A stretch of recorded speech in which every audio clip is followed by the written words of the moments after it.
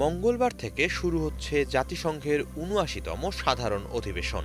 ৫ দিনব্যাপী এবারের অধিবেশনে আলোচনার কেন্দ্রে থাকবে গাজা যুদ্ধ ও ফিলিস্তিন সংকট।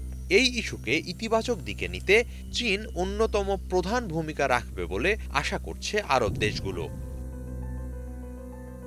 এর আগে জুলাইয়ের শেষ দিকে চীনের মধ্যস্থতায় বেইজিংয়ে ঐতিহাসিক একটি চুক্তিতে পৌঁছায় হামাস, ফাতাহ সহ ফিলিস্তিনের ১৪টি রাজনৈতিক গোষ্ঠী।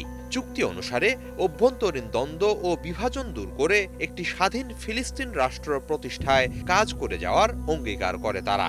যুদ্ধ পরবর্তী গাজার শাসনভার একটি সমন্বিত জাতীয় সরকারের কাছে হস্তান্তরের ব্যাপারেও একমত হয় গোষ্ঠীগুলো। গুরুত্বপূর্ণ ওই চুক্তিকে সাধুবাদ জানায় আরব দেশগুলো। তারা বলে এর ফলে হামাস ও ফাতার মধ্যে ১৭ বছরের বিভাজন দূর হবে এবং শান্তি ও সুরক্ষার পথে আরও এক ধাপ এগিয়ে যাবে মধ্যপ্রাচ্য।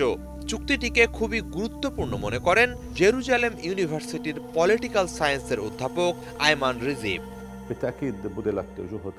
ওই চুক্তিতে পৌঁছাতে ব্যাপক প্রচেষ্টা চালিয়েছে বেইজিং। কৌশলগতভাবেই ফিলিস্তিনিদের সমর্থন করে চীন।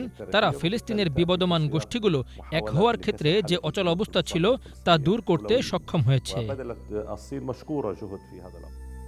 ওই চুক্তির ধারাবাহিকতায় একটি স্বাধীন ফিলিস্তিন প্রতিষ্ঠার ক্ষেত্রেও চীন অগ্রগামী ভূমিকা রাখতে পারবে বলে আশাবাদ মধ্যপ্রাচ্যের কূটনীতিক ও বিশ্লেষকদের। বেইজিং সবসময়ই মধ্যপ্রাচ্যে স্থায়ী শান্তি নিশ্চিতে জাতিসংঘ সনদ ও ১৯৬৭ সালের সীমান্ত অনুসারে পূর্ব জেরুজালেমকে রাজধানী করে একটি স্বাধীন ফিলিস্তিন রাষ্ট্র প্রতিষ্ঠার আহ্বান জানিয়ে আসছে।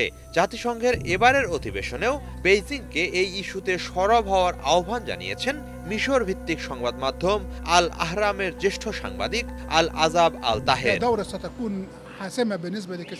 ফিলিস্তিন সংকট মোকাবেলার প্রশ্নে এবারের অধিবেশন খুবই গুরুত্বপূর্ণ। ফলে চীনের মধ্যস্থতায় ফিলিস্তিনকে ঐক্যবদ্ধ করার বিষয়টি সামনে এনে আন্তর্জাতিক সমর্থন আরও জোরালো করতে হবে। ঐক্যবদ্ধ ফিলিস্তিনের মধ্য দিয়ে জন্ম নেবে একক ও স্বাধীন ফিলিস্তিন।